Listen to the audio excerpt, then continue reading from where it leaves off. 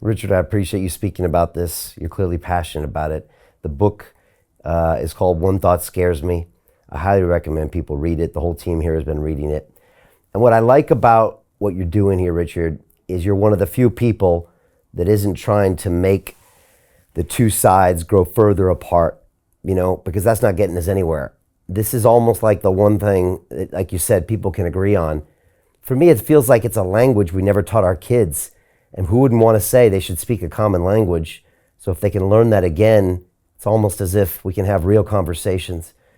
And if you're getting that response already, I don't know, maybe this is one of the few things that can bring people back together, or to at least have a discourse, which is usually how solutions are found by having that language. So, yeah, thank you for bringing this up. I was trying to remember as a kid if I ever learned civics, and maybe I caught a little of the tail end of it, but that was it. There was a little bit of history in there, but it was never really taught to me like Spanish and science and all these other basics.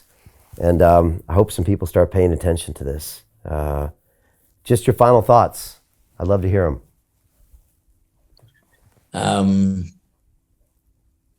I've never written a book alone. I've never written a nonfiction book. And it took me a long, long time to gather the courage to start writing. I knew something about the country. And when I realized that no one else was joining that thought, I said, okay, then write it. It's the hardest thing I ever did. It demanded of me a better Richard and a far better Richard than I ever thought I could be. And the book is not one of the great books of history. The book could be improved,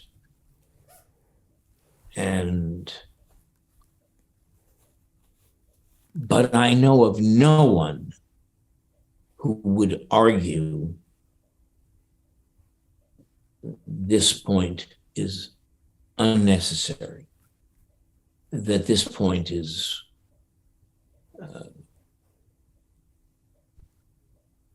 anyone who says that to you, shoot them. Anyone who says, as it was said to me once, that the Secretary of the Treasury was flogging his book, and his book was called On the Brink. And I said to him, was anyone ever prosecuted or investigated or held for trial and sent up the river? And he said, oh, no, you misunderstand. There was nothing ever really wrong with the country. And I said, if there was nothing really wrong, why did you call your book On the Brink? And he had no answer. We are on the brink. And there is a question I hesitate to ask. If America fails, what then? What then? Are we going to play host to a nightmare again? A nightmare that was thousands of years in the making? No. We have come too far and lost too many. No.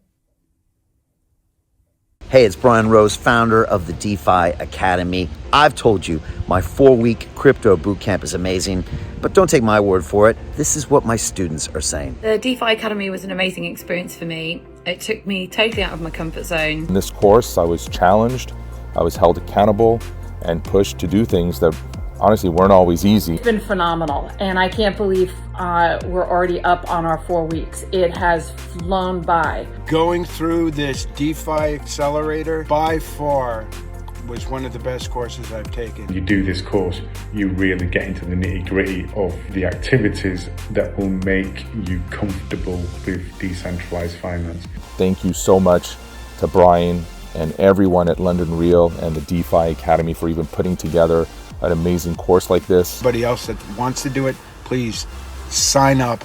It is well worth the money.